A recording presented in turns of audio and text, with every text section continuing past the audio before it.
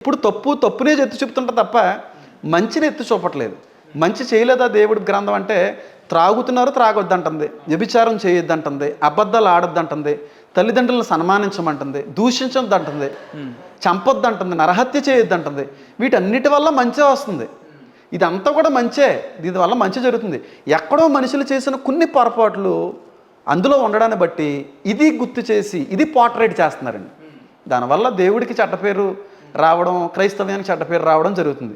మమ్మల్ని ఇన్నన్నా భరిస్తాం సార్, ఇన్నన్నా పడతామండి, మిమ్మల్ని ఏమనమండి, కానీ మీ నుంచి మేము కోరుకునేది ఏంటంటే మమ్మల్ని అనండి, తిట్టండి, ఏమన్నా చేయండి, దేవుణ్ణి ఏమనకండి సార్. ఎందుకంటే సార్ ఏదో ఒక రోజున తీర్పులో నిలబడతారండి. ప్రతి మాటకి లెక్క చెప్పవలసిన అవసరం ఉంటుంది సార్. ఆ పరిస్థితుల్లో మీరు ఉండకూడదు సార్. దేవుడు ఏం తప్పు చేశాడు సార్, మమ్మల్ని అనండి, ఇన్నన్నానండి, వ్యక్తులను అనొచ్చు, పాస్టర్లు అనండి, ఇన్నానండి, దేవుని అనకండి సార్. ఎందుకంటే మహాఘోరాతి ఘోరమైన పాపాన్ని నెత్తి మీద తెచ్చిపెట్టుకోవడంతో సమానం అండి. అది చెయ్యొద్దనే నేను సలహా ఇస్తానండి. మమ్మల్ని అనండి, ఇన్నానండి, ఆయన మంచోడు సార్. అలాంటి పరిశుద్ధిని మనం అనకూడదు సార్. నా వయసులో ఆయన కొట్టి చంపేశారు సార్.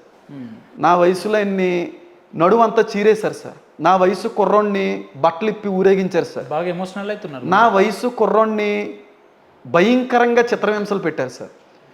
నా వయసు కుర్రోడు సార్, నా వయసు సార్, నా వయసులో ఉన్న కుర్రోడిని ఎంత భయంకరంగా బాధ పెట్టారంటే అంత భయంకరంగా బాధ పెట్టారు. ఎమోషనల్ అవుతున్నారు, ఎందుకు చెప్పు? ఎమోషనల్ అవ్వట్లేదు సార్, నిజాలు చెప్తున్నాను సార్.